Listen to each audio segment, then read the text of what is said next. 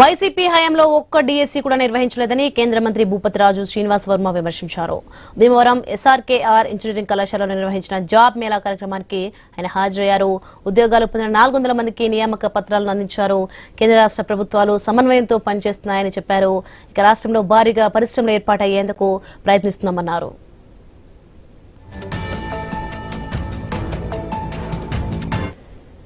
గత 5 సంవత్సరాలు కూడా మనందరూ చూసాం. జాబ్స్ రిక్రూట్మెంట్ అనేది లేదు. ఒక 5 సంవత్సరాల కాలంలో ఒక్కసారి కూడా డిఎస్సి నిర్వహించినటువంటి ప్రభుత్వం ఏదైనా దేశంలో ఉన్నది అంటే గతంలో రాష్ట్రంలో ఉన్నటువంటి ప్రభుత్వం మాత్రమే అనేటువంటి విషయం వాస్తవం. 5 సంవత్సరాల్లో ఒక రిక్రూట్మెంట్ కూడా చేయాలి. వేరే అనేక పరిశ్రమలు రాష్ట్రానికి తేవడం. అనకాపల్లి ఆర్ఎస్ఎల్ మెటల్ గ్రూప్ ద్వారా స్టీల్ ఫ్యాక్టరీని ఏర్పాటు చేయడం ద్వారా దాదాపు 90,000 మందికి ఉద్యోగాలు రాబోయేటువంటి 3 సంవత్సరాల కాలంలో. రామాయపట్నంలో బీపీసీఎల్ రిఫైనరీని ఏర్పాటు చేయడం ద్వారా దాదాపు 40,000 ఉద్యోగాలు ఈ రాష్ట్రంలో.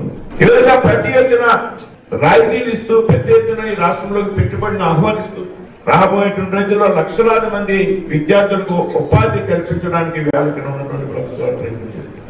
అందులో భాగంగానే వేళ ఈ జాబ్ మేళా. ప్రతి అసెంబ్లీలో ఈ రకమైనటువంటి జాబ్ మేళా నిర్వహిస్తారు అంటే ప్రభుత్వాల యొక్క చిత్తశుద్ధిని మనంతా కూడా అర్థం చేసుకోవాల్సినటువంటి